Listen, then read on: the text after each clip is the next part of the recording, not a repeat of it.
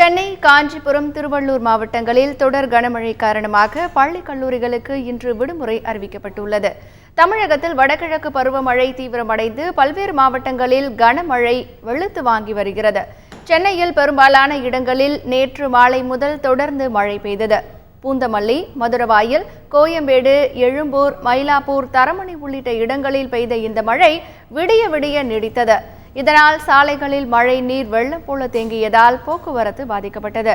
மழையால் அலுவலகம் முடிந்து வீடு திரும்பியவர்கள் சிரமத்திற்கு உள்ளாகினர்.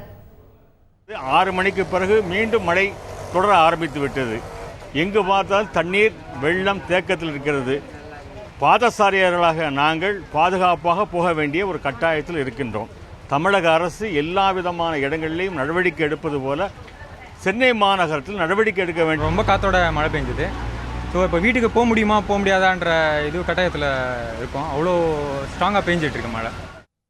திருவள்ளூர் மாவட்டத்தில் இடி மின்னலுடன் கனமழை பெய்த நிலையில் பள்ளி கல்லூரிகளுக்கு இன்று விடுமுறை அறிவிக்கப்பட்டுள்ளது. திருவள்ளூர் மாவட்டத்தில் நேற்று மாலை முதல் கனமழை பெய்தது. செங்குன்றம், புழல், பழவேற்காடு, பொன்னேரி, மீஞ்சூர், மணலி மற்றும் சுற்றுவட்டார பகுதிகளில் 2 மணி நேரம் இடி மின்னலுடன் கனமழை வெளுத்து வாங்கியது. இதனால் முக்கிய சாலைகளில் மழை நீர் வெள்ளம் போல தேங்கியது. இதனால் பொதுமக்களும் வாகன ஓட்டிகளும் சிரமத்திற்கு உள்ளாகினர். ரெட்டில்ஸ்லேருந்து ட்ராவல் பண்ணி இங்கே வந்துட்டு இருக்கும்போது இங்கே இறங்கினா கிட்டத்தட்ட 1.25 மணி நேரம் மேலே நல்லா மழை பெஞ்சிருக்கு. இதனால் ரோட்டில் குண்டு குழிமாக இருக்கிற இடத்துலலாம் பள்ளம் தேங்கி போக்குவரத்துக்கு ரொம்ப பாதிப்பாக இருக்குது. இதனால் போக்குவரத்து இல்லை.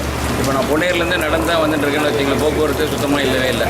இந்த போக்குவரத்துங்கிறது இந்த மழை காலத்தில் நடக்கிற விஷயம் ரொம்ப மந்தகதியில் நடக்குது. இதை துரிதமாக படுத்தணும். எந்த அரசாங்கம் வந்தாலும் இதை பற்றி பேசுகிறாங்களே தவிர திருப்பி அதுக்கான ஆக்ஷன் எடுக்கலை.